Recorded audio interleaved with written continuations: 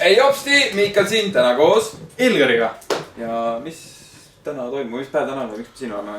Täna on sõbrapäev. Head sõbrapäeva teile kõigile ka seal, head sõbrapäeva.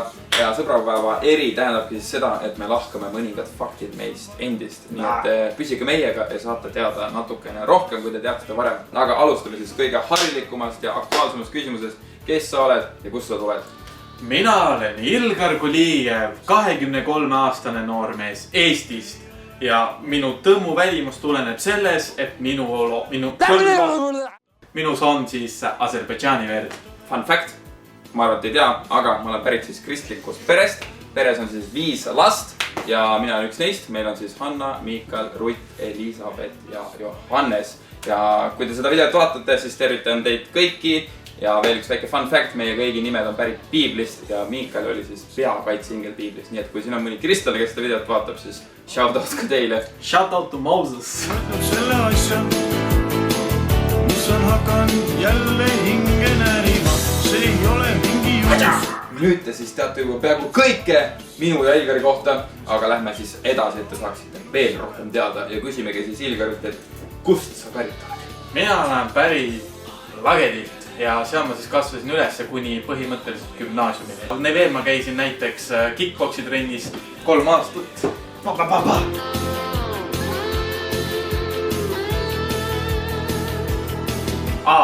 Ja ma olen ka ekstreemspordiga tegelenud, kõik, kes te vaatate siin ja tegelete. Nimelt ma sõitsin uisku, aga see ei olnud väga trikirulluis. Fakt, ka minu lapsepõlves siis, et mina näiteks ei ole käinud lasteaias, sest et meil oli kodus nii palju lapsi ja meil oli väga lõbus. Põhikooli ja lapsepõlve saaga sai läbi. Nüüd lähme siis natukene uutematele teemadele, milleks siis keskkooli aeg.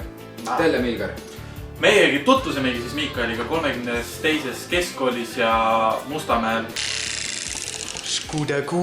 Ja kusjuures, kui ma Miikali esimest korda nägin, siis ma ei uskunud üldse, et ta minu klassis on, kuna ta oli siuke väike pisike poiss ja tal vist, ma ei mäleta, kas ta siis oli juba häälemurre ära olnud või tal just hakkas tekkima ja mina olin juba siis võib-olla mingi habemega ja see oli nagu veits.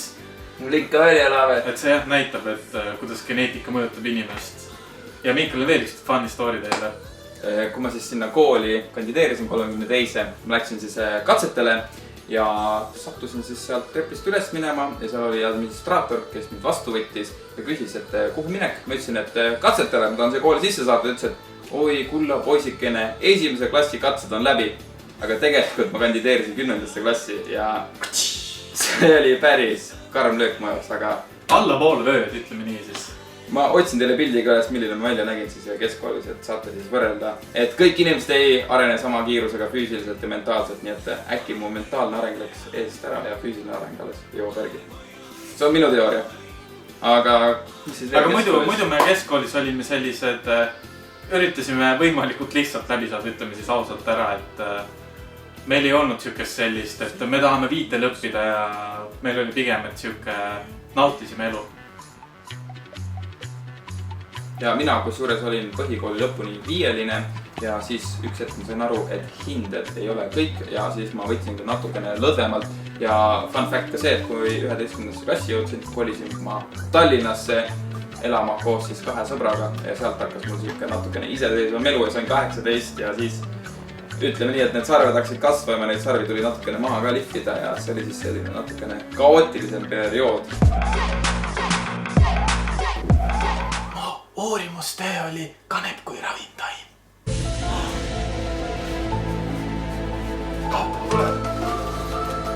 Järgmiseks ülikool. Pigem elukool. Jah, meie käime mõlemad siis elukoolis, aga me üritasime mõlemad ülikooli sisse saada kehakultuuri alale siis. Kehakultuuri õppima. Meil jäi natukene puudu. Ütleme nii siis, et Miikal jäi 3 punkti puudu ja minul jäi tahtmisest puudu. Tegelikult me ei tee haridusteekonda maha. Me lihtsalt valisime teise tee. Ja ei ole üldsegi välistatud, et mingi hetk elus me otsusime ümber ja lähme. Sest et näiteks mina hakkasin praegu tegema hoopis treeneri pabereid Tallinna ülikoolis. No nii. Free promo. Sätte nüüd jah. Nii et me ei tee midagi maha, valige ise, mida te tahate teha. Kui teil on midagi, mida te tahate kindlasti minna õppima, jumala eest minge. aga kui ei, siis võib-olla peategi natukene aega maha võtma ja mõtlema natukene elu üle järele. Ja minu soovitus, jälgige oma süda. Või õigemini kuulake oma süda. Tunnetage oma süda. Yes. Ja räägime siis, mis me vabal ajal ka teeme. Vabal ajal näiteks mina mängin siis arvutimänge, täpsemalt siis Counter-Strike'i ja RuneScape'i. Ja kindlasti käivad minu argipäeva palju dokumentaale, kuna neid ma armastan vaadata. Aga sina, Mikael? Kõik vaba aeg, mis on üle jääb siis tavaliselt kas dokumentaalide vaatamiseks, meeldib õudselt kendaamaga mängida, meeldib ennast arendada ja seda tuleb teha väga hästi ekraani taga, siis vaadata huvitavaid videosi või õppida uusi asju. Ja nüüd, kuna mu hüppeliiges on ka paranenud ja liigub ja on terven, siis ma saan ka sõita. Ja muidugi meeldib mulle ka nunnutada oma kodulooma Raffaellot, kes siis äkki saame ka siia kutsuda võttele. Raffaello! See on siis minu lemmikloom Raffaello. Ma kindlasti otsin ka pildi, milline ta väiksena välja nägi, sest nüüd ta on ju täitsa pirakas, elukas. Tavaline, meie jutus on see tõde, mis on antud hetkel oluline. Ma näitan teile teda lähemalt ka natuke. Tegemist siis päris elus loomaga ja ma paangi tagasi seda oma elamispiirkonda ja siis ta naudib oma elu edasi. Ei karusnahkadele! Video hakkab lõpule jõudma vaikselt ja ma veel küsiksingi enne Miikalilt, et mis on kõige rohkem vaprust nõudnud sinu tegu, mida sa oled teinud? Ma pean tunnistama üles, et see on tagurpidi salto kas siis maapinnalt või tõukerattaga, sest see oli mu eluunistus väga pikalt, kui ma olin juba väike laps ja nägin, et seda on võimalik teha tõukerattaga. Unistasin sellest, aga algul ei olnud mul sobivaid rämpe, et seda proovida. Siis kui need rämbid tulid, siis ma ikka ei julgenud ja ma lükkasin seda kogu aeg aina edasi, kuni lõpuks ma siis võtsin need munad pihku ja tegin selle ära ja see võttis tõsiselt palju vaprust ja kui selle ära tegin, siis mu eluunistus täitus ja see oli nagu... Ja minul on kõige siis ütleme kõige rohkem minut nõudnud on siis, kui ma hüppasin, nimelt ma kardan natukene kõrgust ja Tõrves on siis hüppetorn ja ma hüppasin, ma ei mäleta, kas 4., 3. ja kuskilt sealt. Ja no see ikka nõudis ikka seda, et elu käis silmist läbi.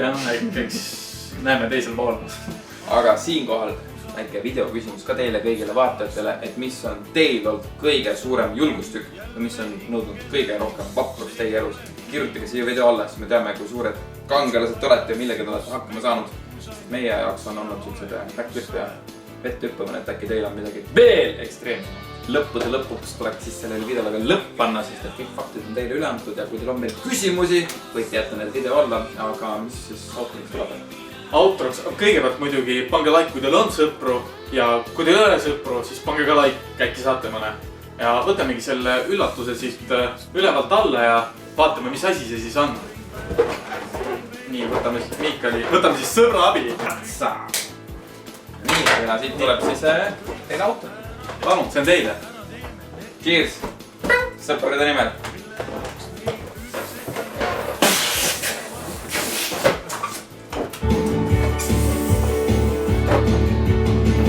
Sina oled minu sõber. Meie jutt ei ole tavaline. Tõde, mis on antud hetkel oluline. Mis on vale? Kui ma andsin endast parima, mis on minus. Subscribe! Pane pelku ka paidile. Eriti hea.